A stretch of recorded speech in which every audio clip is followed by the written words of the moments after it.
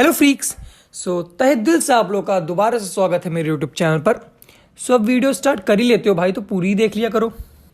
आज हम बात करने वाले हैं एक ऐसे एनिमे के बारे में जो अभी ऑनगोइंग है, जो भी चल रहा है और इसकी स्टोरी बहुत ही कैड है। और एक ऐसा एनिमे है जो मैं साथ के साथ फॉलो कर रहा हूँ, मतलब जिस दिन भी इसका एपिसोड आता है मैं उस दिन देखता हूँ इसका एपिसोड। अपने इस एनिमे का नाम है प्रॉमिस नेवरलैंड। और मेरे हिसाब से आप लोग भी इसे फॉलो कर रहे होगे। अगर नहीं कर रहे तो भाई कर लो। और अगर आपको इसका पोस्टर देख के लग रहा है कि बहुत बच्चों वाला एनिमे है या फिर उतना वर्थ वॉचिंग नहीं है, आप इसका फर्स्ट सीजन देखो, आपको पता चल जाएगा। आप फर्स्ट सीजन के शुरू के 3 से 4 एपिसोड ही देख लो, आपको पता चल जाएगा कि एनिमे कैसा है। आज मैं इसकी आपसे एक थ्योरी डिस्कस करने वाला हूँ। जो मेरे अकॉर्डिंग ये थ्योरी है कि इसमें जो नॉर्मन होता है, मेरा जो फेवरेट करेक्टर जो इसमें होता है, वो मर गया है कि जिंदा है। अगर आप लोगों ने इसका फर्स्ट सीजन देख रखा होगा तो मैं आपको पता होगा कि मैं क्या बोलने की कोशिश कर रहा हूँ। अगर किसी ने नहीं देखा तो देखो, उनको पता चल जाएगा कि मैं क्या बोलने की कोशिश कर रहा हूँ। तो पहले मैं इसकी अपनी बेसिक स्टोरी लाइन कवर कर देता हूँ, उसके बाद मैं आपको बताऊँगा अपनी थ्योरी के बारे में। और मैं 95% तक श्योर हूँ कि मेरी थ्योरी करेक्ट होगी। फर्स्ट सीजन की स्टोरी लाइन बता देता हूँ और आप लोगों को एक बेसिक डिस्क्रिप्शन देता हूँ कि इसके एनिमे में होता क्या है। इस एनिमे में प्रॉमिस नेवरलैंड कैसे शुरू होता है कि इसमें एक अनाथ आश्रम टाइप का वो होता है, मतलब अपना बोले तो ऑर्फनेज। उस ऑर्फनेज को एक मॉम चलाती है ना। उसमें बहुत सारे बच्चे होते हैं। हर 2 मंथ में वो उनमें से एक बच्चा बाहर जाता है, मतलब उस ऑर्फनेज से बाहर चले आता है। उनको ये बोल के भेजा जाता है कि वो जॉब वॉब करेंगे, अपनी लाइफ मतलब शहर में जिएंगे। बट ऐसा होता नहीं है। वो मतलब हर 2 मंथ बाद एक बच्चे को मॉन्स्टर को दे देते हैं खाने के लिए, उनके दिमाग के लिए। तब किसी बच्चे में बहुत ज़्यादा दिमाग है तो उसकी कीमत बहुत ज़्यादा होगी, और किसी बच्चे में कम दिमाग है तो उसकी कीमत कम होगी। अपना एक ऑर्फनेज होता है, उसमें 3 बच्चे होते हैं, वो बहुत ही ब्रिलियंट होते हैं। उसमें से तीनों का नाम होता है, एक का एमा, एक का होता है नॉर्मन, और अपने तीसरे बंदे का नाम होता है रे। बेसिकली होता क्या है कि जब भी कोई बच्चा 6 साल का हो जाता है तो वो डिलीवर हो सकता है, उसके बाद वो डिलीवर हो सकता है कभी भी। 6 साल का अगर कोई बच्चा है और बहुत वीक है तो उसको तभी डिलीवर कर देते हैं। अगर किसी का दिमाग बहुत ही ज़्यादा इंटेलिजेंट है तो उसको 12 साल के होने पर डिलीवर करते हैं। मैक्स एज होती है 12 ईयर्स और मिनिमम एज होती है 6 ईयर्स। ये जो 3 बंदे होते हैं, नॉर्मन, एमा और रे, मतलब बहुत ही अव्वल दर्जे के इंटेलिजेंट होते हैं भाई। और नॉर्मन तो मतलब अंत का।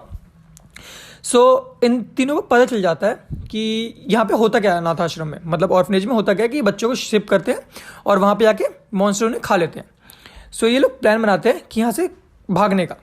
बट उस प्लान के लिए मतलब बहुत दिक्कतें होती हैं, क्योंकि इनकी जो मॉम होती है, जो इन लोगों को संभालती है, वो बहुत ही दिमाग वाली होती है भाई, मतलब अंत की दिमाग वाली।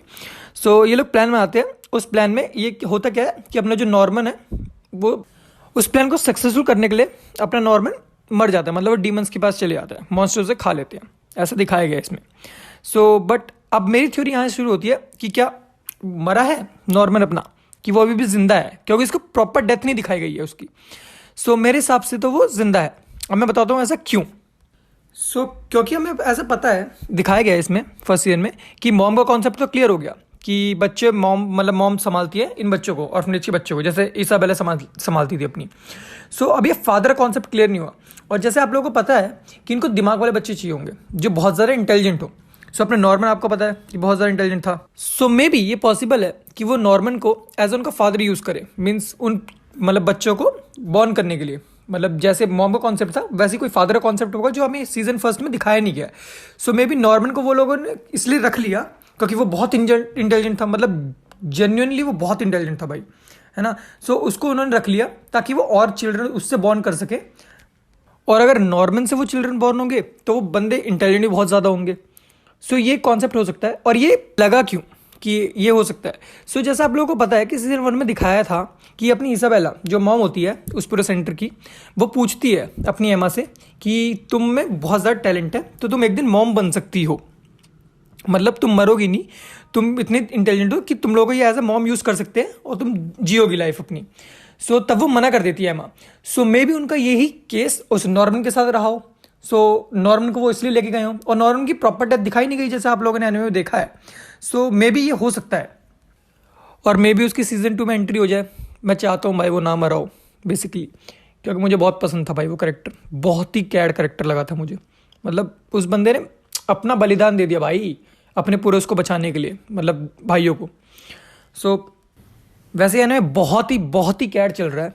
अगर आप लोग इसे फॉलो कर रहे हो तो आपको ही पता है कितना कैट चल रहा है, और जो लोग नहीं कर रहे भाई इसे फॉलो करने लग जाओ, बहुत कैट। और अगर आपको लगता है कि मेरी ये स्टोरी गलत है, या फिर आपका कोई मतलब कॉन्सेप्ट हो कि आपको लगता हो कि ये चीज़ भी हो सकती है, तो आप मुझे कमेंट सेक्शन में बता सकते हैं। और आई होप मैंने किसी को स्पॉइलर ना दिया हो सीज़न 1 का, क्योंकि सीज़न 1 इसका कुत्ता धर गया था दिमाग का।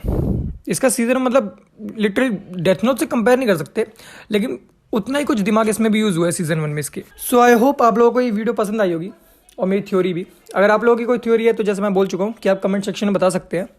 सो आज की वीडियो को यहीं पे ख़त्म करते हैं। अगर वीडियो यहाँ तक देख लिया तो लाइक कर दो भाई एक, और अगर न्यू हो तो सब्सक्राइब भी कर दो चैनल को।